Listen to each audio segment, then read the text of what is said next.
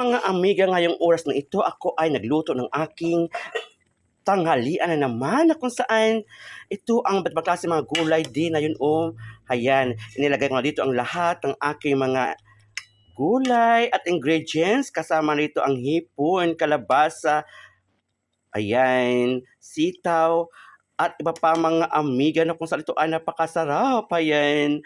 At ang ating naman ngayong ilalagay o ihalo ay ang dahon ng bago, mga amiga. Kung sa Bisaya ito ay natawag nating dahon ng lumbay. Ito ay napakasarap na gulay, ang bago leaves, mga amiga. Ayan, tingnan nyo O, diba?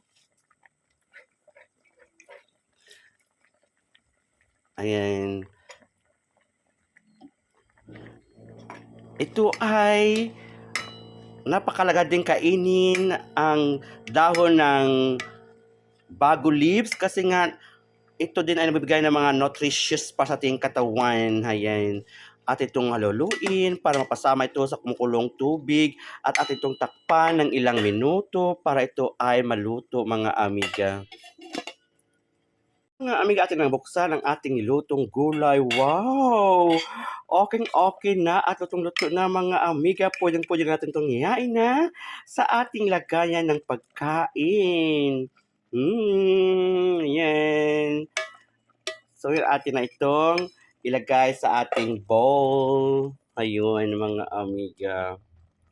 Yan. Atin itong isalin. Sa ngayon, ako ay also pasalamat sa inyo sa pagsubaybay ng aking mga videos. Please like and share, mga amiga. Bye-bye!